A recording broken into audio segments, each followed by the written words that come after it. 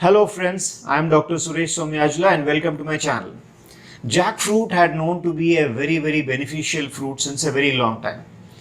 But many people dislike its taste or the very strong aroma it always carries. But this jackfruit is the latest buzz in the market because a company has created a flour using a unripe jackfruit, and this flour does not have any of the characteristic taste nor any smell with it. Not only that, even the American Diabetic Association has approved its use, and in their initial research they found it to be very beneficial for diabetics. We have known since a very long time that certain food substances like fenugreek, cinnamon, millets, or the flax seeds, these things are beneficial for diabetics. Why? Because these things help in reducing the glycemic index of a food substance. Now, glycemic index is the speed with which the blood glucose levels increase after you have a meal. Let us say you have a laddu or something, and within a very short span your blood glucose levels will spike because the sugar present inside the dish has a very high glycemic index. Instead, if you have a bowl of salad which might be having the same amount of glucose as present in one laddu, but the blood glucose levels won't shoot up immediately. It would be more of a slow transition because the glycemic index of salad will be low. Sugar or glucose is definitely a very essential ingredient in our food. We cannot survive without it, but at the same time it's a very dangerous ingredient.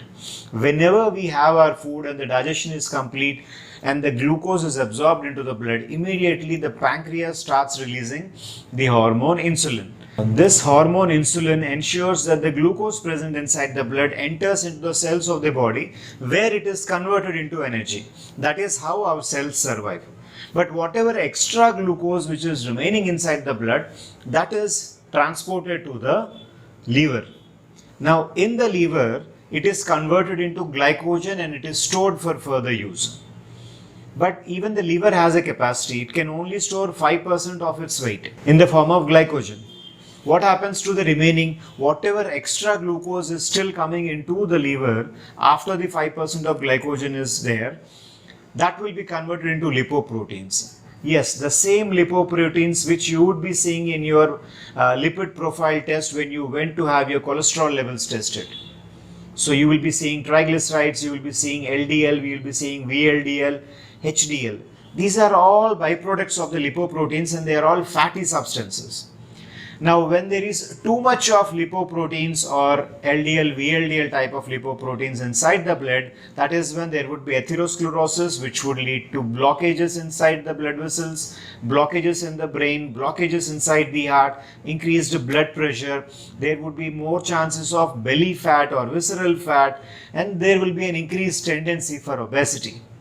All of these things because the sugar levels are much more than what is necessary, and that sugar has now been converted into lipoproteins. Insulin in general has a more partiality towards fats and it does not allow the fats to be consumed. So if more insulin is produced inside the body, more and more amount of fat will be stored inside the body. Now, when would more insulin be produced? When your blood glucose levels will shoot up to a high level.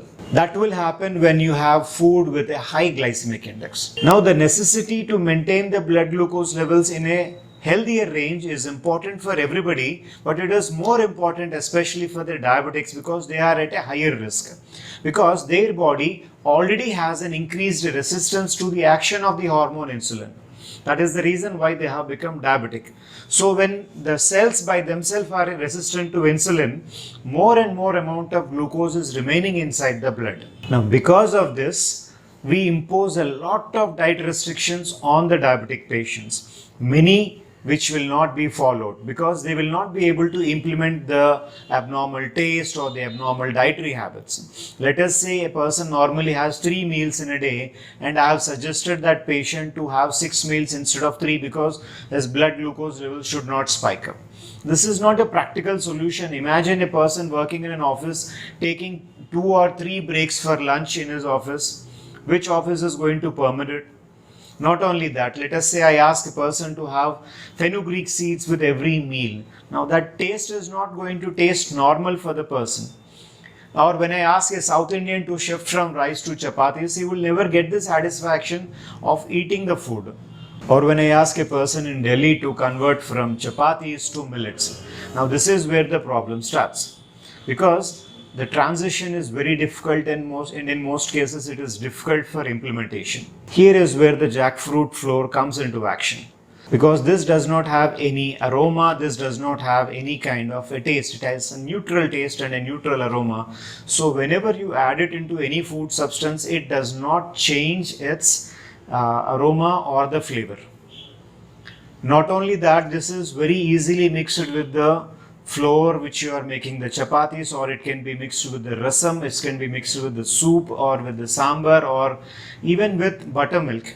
So whatever food you are trying to prepare, you just need to supplement a part of it with the jackfruit flour, and without leaving any kind of a abnormal taste and odor, your food's glycemic index will be coming down. Now, initial research has taken place and it has been very promising. And it is also found that the people are feeling more satiated or satisfied after their meal for a much longer time without feeling drowsy nor without feeling the weakness. Now, this is where the advantage lies. And this is easily available online. You can definitely procure it online and you can safely use it because it does not have any side effects. And even our Prime Minister Mr. Modi has appreciated it. I have tested it on a few of my patients who are diabetic along with their regular homeopathic medicines, and they have come up with very good positive results. So maybe you should also try it. Procure it online, use it, and do leave a comment in the comment section as to what your experience was. And for any further queries regarding this thing, please feel free to contact us. This is Dr. Suresh Somyajla signing off for today. Sarve Jana Sukhino Bhavantu.